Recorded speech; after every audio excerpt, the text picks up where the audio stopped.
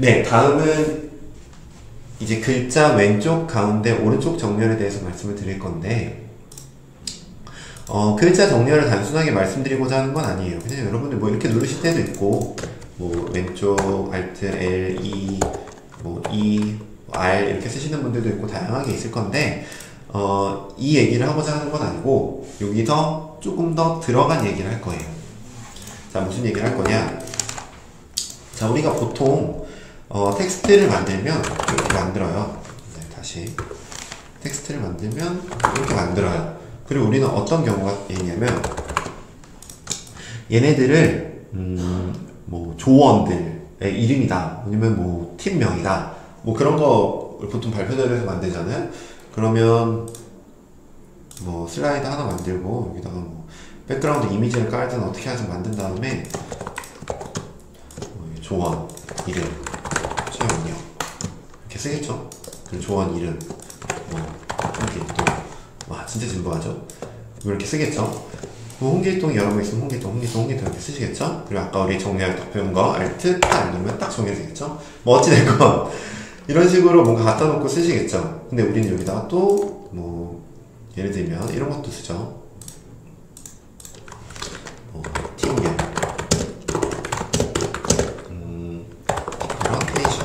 이라는 걸 쓰죠. 그리고 우리 아까 배웠다시피 Ctrl Shift C, Ctrl Shift V 하면은 땅땅. 네, 저희 딱 서식이 맞춰지겠죠? 자, 이 서식들을 우리 보통 이렇게 맞춰서 써요. 그죠? 보통 이렇게 맞춰서 써요. 홍길동이 아니라 뭐 팀명이 아니라 여기 뭐 주제 뭐 이런 게 있었죠? 제목이 파워포인트를 쉽고 빠르게 만드는 방법이라고 할게요. 그리고 이거를 또 우리는 이렇게 갖다 놔요. 그죠? 뭐 여기서 정렬을 쓰시는 분들은 정렬까지 쓰셔서 이렇게 갖다 놓겠죠. 또 이런 식으로 정렬까지 쓰시면 갖다 놓을 수 있겠죠. 자, 얘의 문제점을 말씀드릴게요. 지금부터. 얘의 문제점은 뭐냐면 홍길동이 아니라 이름이 외자야. 그래서 홍동이라는 친구가 있어요. 그러면 정렬이 흐트러졌죠. 자, 제목이 파워포인트를 쉽고 빠르게 만드는 방법이 아니라 그냥 만드는 방법이야. 정렬이 흐트러지기 시작했어요. 그죠? 이게 팀명이라는 말을 빼고 싶어. 최원영이 아니라 최우원영이야. 이런 경우들이 막 생기는 거예요. 자, 우리 그러면 얘를 다시 맞춰줘야 돼요. 이렇게. 그죠? 하지만 얘가 하나가 아니라 두 개가 되고 세 개가 되고 네 개가 되고 수없이 많은 것들, 그리고 아까 보셨다시피 짬뽕이 되기 시작했다. 이러면 점점 골치 아파지고 머리 아파지기 시작해요. 그죠? 자, 이제 우리는 습관을 들일 거예요. 어떻게 습관을 들이냐? 개체가 오른쪽으로 정렬됐다. 그러면 텍스트도 오른쪽으로 정렬시킬 거예요. 개체의 정렬이 텍스트의 정렬이 개체의 정렬을 따라가기 시작할 거예요. 여러분들이 맞추시는 모든 개체의 정렬과 여러분들이 맞추시는 모든 텍스트의 정렬은 모두 같이 맞아야 돼요. 짝을 이뤄야 돼요. 여러분들이 만약에 얘네들을 중앙 정렬 시키셨잖아요. 이렇게. 그럼 얘는 텍스트도 가운데 정렬이 돼줘야 돼요. 이렇게.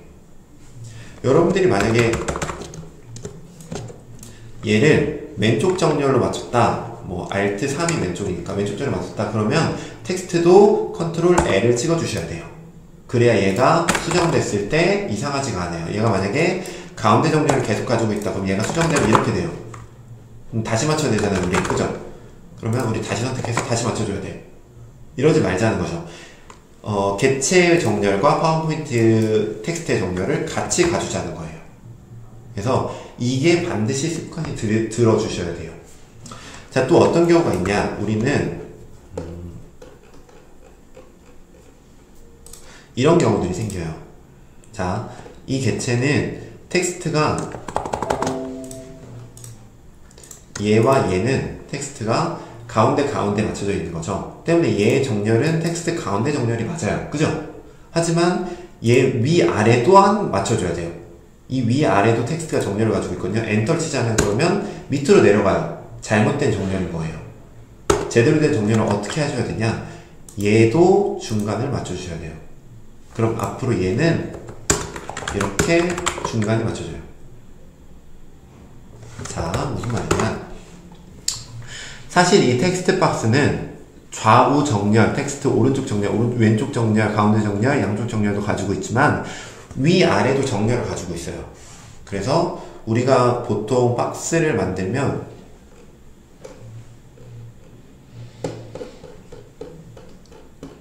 자, 우리가 보통 텍스트 뭐 이런 네모를 만들어서 쓰잖아요. 텍스트를 쓰잖아요. 그럼 가운데가 맞춰져서 써야지 시작해요. 그죠? 이건 기본적으로 가운데 정렬이 되어 있는 A인 거예요. 근데 얘가 만약에 이 지금 중간 정렬되어 있는 거죠. 위쪽 정렬하잖아요. 위쪽으로 맞춰져서 위쪽으로 내려가기 시작해요.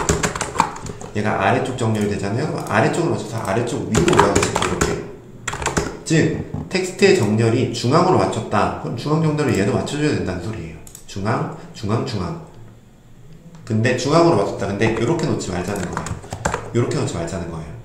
얘가 중앙으로 맞췄다면 얘도 중앙으로 맞춰주고 얘도 중앙으로 맞춰주고 텍스트도 중앙으로 맞춰주자는 거죠.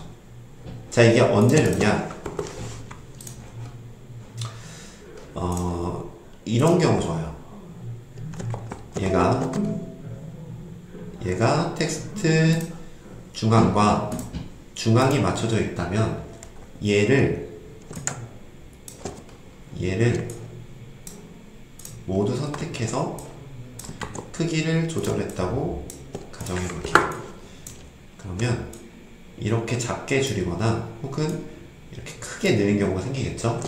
하지만 얘가 중앙 정렬로 맞춰져 있지 않다면 내가 이 텍스트를 늘려줄 때 파워포인트는 기본적으로 텍스트는 크기가 따라오지 않아요.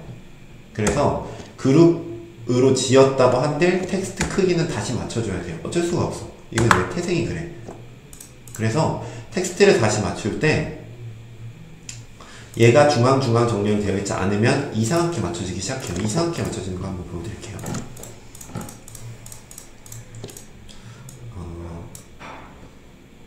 이거 만약에 왼쪽 정렬이 되어 있다. 얘 말고 이걸로 보여드릴게요. 얘로 보여드릴게요.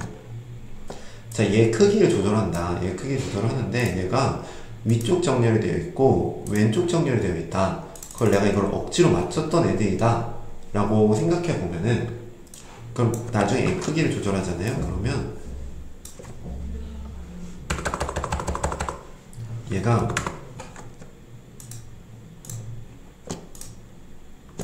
크게 키워서 이렇게 본다고 했죠. 그러면 딱 중간으로 맞춰지지가 않아요.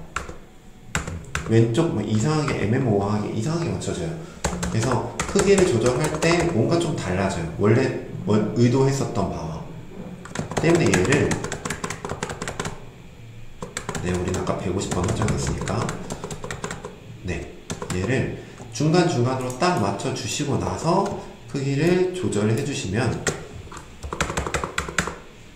지금 중간으로 안 맞춰져 있었기 때문에 이렇게 보이는 거예요. 얘가 중간으로 맞춰주면 딱 중간으로 커진 다음에 키워도 중간으로 커져요. 그래서 이런 텍스트 정렬과 개체 정렬이 따로 가면 안 된다 라는 말씀 꼭 드리고 싶었어요. 그리고 이게 은근히 여러분들이 텍스트 만드실 때 굉장히 많은 이런 경우들이 생겨요. 그러니까 텍스트 상자를 따로따로 만드는 경우들이 굉장히 많고요. 이것들을 따로따로 정리하는 경우들이 굉장히 많아져요. 이럴 때 여러분들이 이 텍스트 정렬과 개체 정렬을 한꺼번에 맞추시지 않으셨다면 얘를 또 다르게 조작하셔야 될 거예요. 한 번 더 맞추고 또 맞추고 많아지면 너무 힘들어져요. 그냥 만드실 때 텍스트 정렬과 개체 정렬을 같이 가져가셔라 라는 이야기를 드리고 싶었습니다.